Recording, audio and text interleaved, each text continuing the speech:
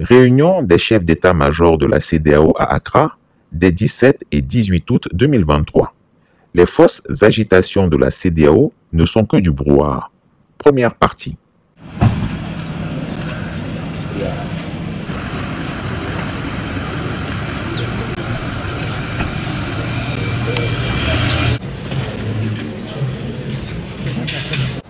This junta in Niger is playing cat and mouse with the community.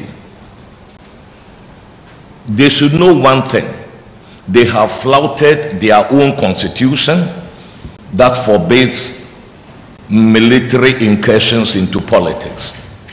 They have flouted ECOWAS instruments, particularly the various sections of the Supplementary Protocol on Democracy and Good Governance that declares zero tolerance for power obtained or maintained by unconstitutional means. If everything else fails, the valiant forces of West Africa, both the military and the civilian components, are ready to answer to the call of duty.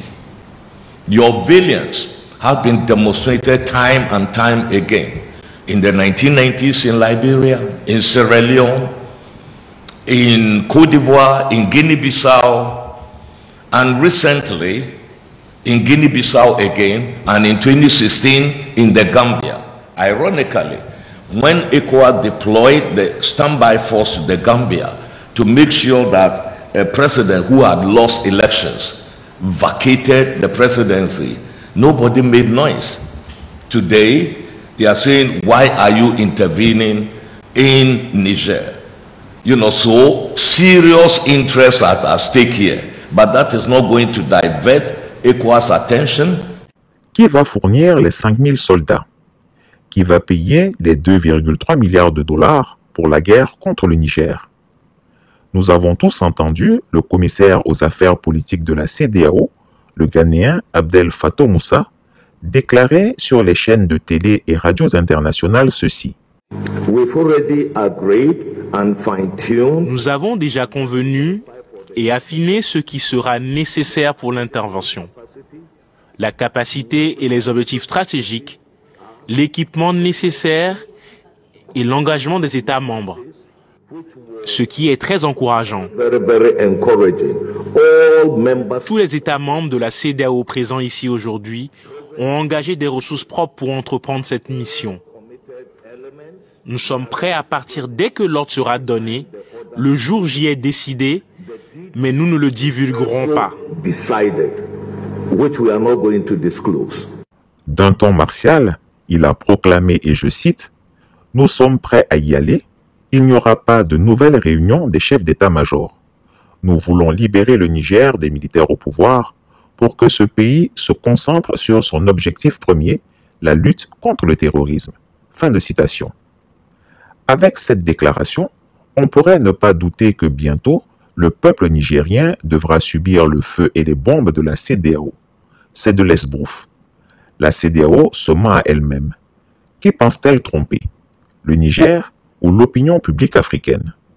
Si la CEDEAO tient absolument à intervenir au Niger, militairement, il faut bien que cette organisation sache qu'elle est en train de creuser sa propre tombe. Lorsqu'une organisation menace au moins 4 pays fondateurs, je pense que il y a des questions qu'on devrait se poser. Quelque part, nous n'avons plus affaire à la CEDEAO que nous avons connue. Nous n'avons plus affaire à la CEDEAO que les Kounti et autres ont mis en place. Nous avons affaire à un syndicat de chefs d'État. Au nom de quel principe une organisation peut-elle décider d'imposer ou d'intervenir dans les querelles intérieures d'un pays souverain? L'histoire se répète encore. C'est encore des Africains qu'on va choisir pour tuer d'autres Africains.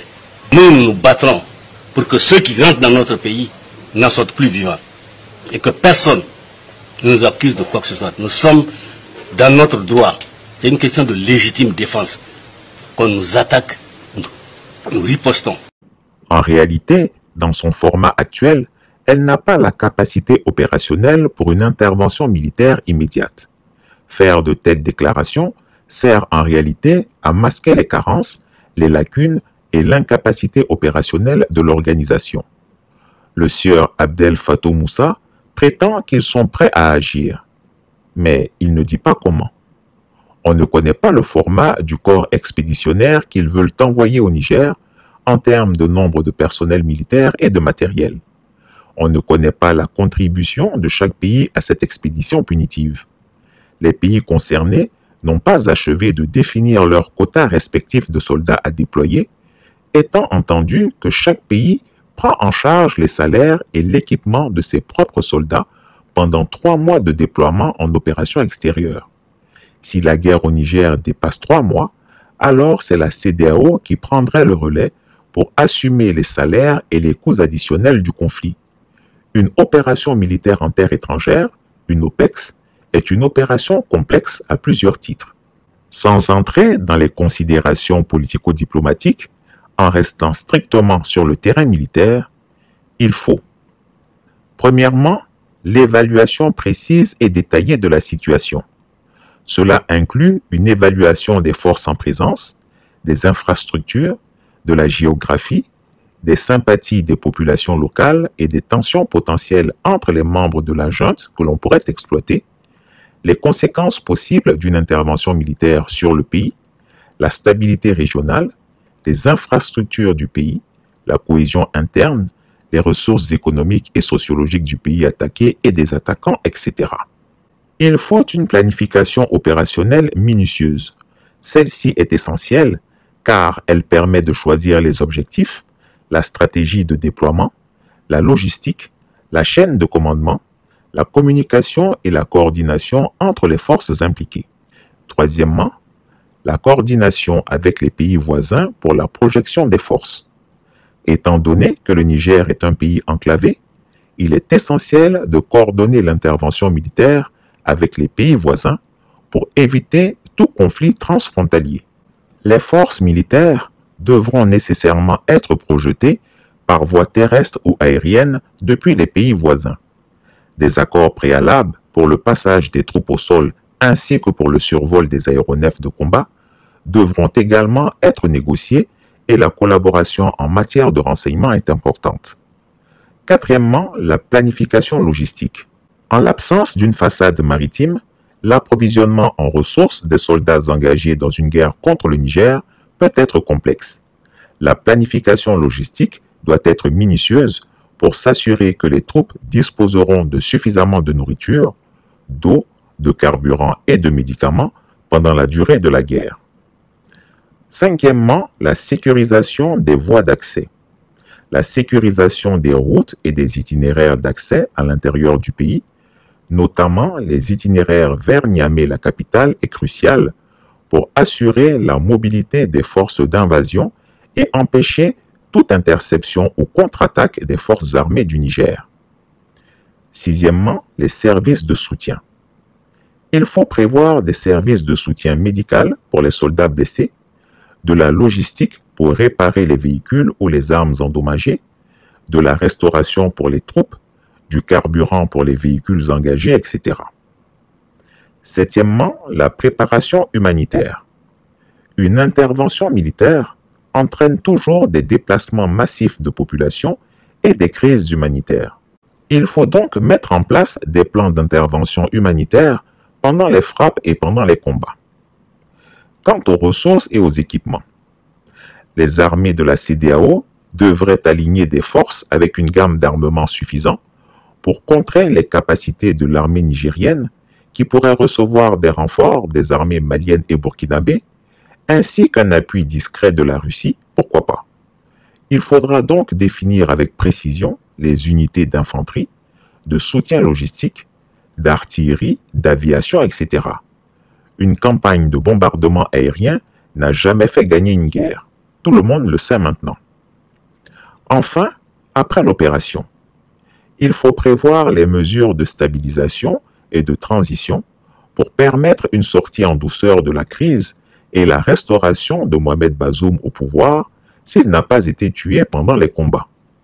Pour cela, puisque l'armée nigérienne aura été détruite en partie, il faudrait conserver sur place plusieurs bataillons de la CEDEAO pour assurer la sécurité du président, défendre le pays contre les attaques djihadistes et lutter contre l'insécurité que la guerre engendre immanquablement.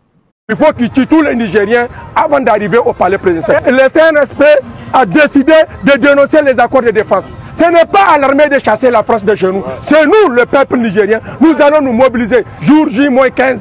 Dans 15 jours, s'ils continuent à rester ici, nous serons là-bas, nous allons les déloger. On a dit que les militaires ne sont pas légitimes. La légitimité se trouve dans la rue. C'est nous la légitimité. Pendant ce week-end, près de 10 millions de Nigériens sont sortis. Parce que quand vous laissez mourir en vous la volonté de vivre dans la dignité, dans l'honneur, dans la souveraineté de votre pleine existence, alors mieux vaut mourir.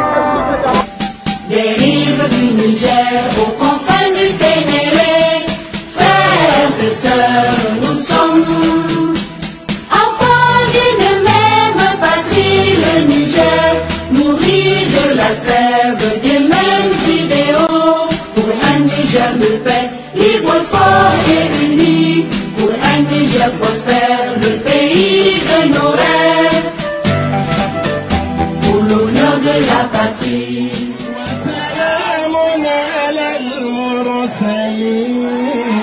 والحمد لله رب العالمين.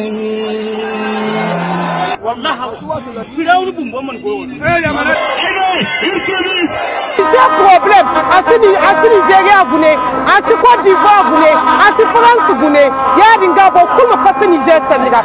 Ils n'ont pas un président, ils n'ont pas un soja, ils n'ont pas un soja bandé. Ils voient qu'ils disent de nous voter, tout va souffrance là, ils ne sont pas oui, l'armée française est là, ils n'ont rien foutu. Nous sommes prêts à aller au front et défendre l'intégrité du territoire physiquement. Si la mort vient, on va mourir pour notre nation. Abat la politique française, abat la politique européenne, abat Macron. Abat la France, vive le Niger. Fin de la première partie. Chris Yapi ne ment pas. Retrouvez Chris Yapi sur ses deux chaînes YouTube, sa chaîne Dailymotion, Instagram et VK.